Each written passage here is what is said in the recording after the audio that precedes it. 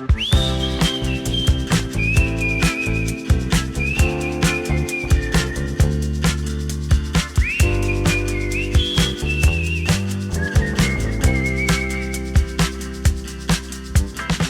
faut savoir que l'état des lieux est indispensable lors de la remise des clés.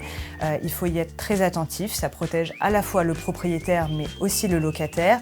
Donc il va falloir réaliser un état des lieux aussi précis que possible. Alors c'est long, c'est fastidieux, mais en tout cas ça protège chacune des parties. Alors il ne faut pas hésiter à faire un état des lieux pièce par pièce en décrivant précisément les lieux. Quel est l'état des murs, quel est l'état du sol, quel est l'état des menuiseries. Il ne faut pas se contenter de mentions type bon état général, état moyen.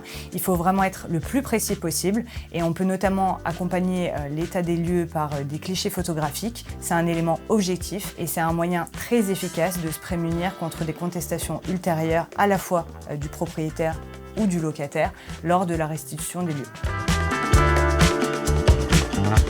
Il faut demander à son locataire un justificatif d'assurance lors de la remise des clés. Il est inenvisageable de prévoir une entrée dans les lieux sans attestation d'assurance du locataire.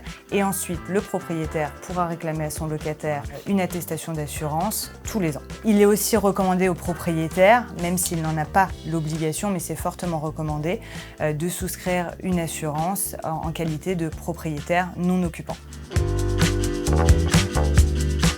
Alors, le propriétaire a deux solutions. Première solution, il met en demeure son locataire d'avoir à justifier son assurance.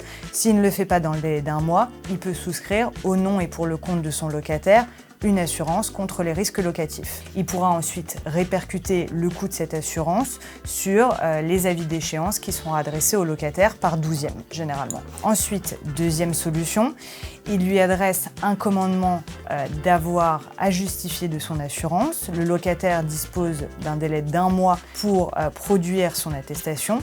S'il ne le fait pas, le bailleur pourra rechercher la résiliation du contrat pour ce motif. Alors il faut savoir que si le propriétaire opte pour la première solution, à savoir la souscription d'un contrat au nom et pour le compte du locataire, il ne pourra pas ensuite engager une procédure pour obtenir la résiliation du contrat.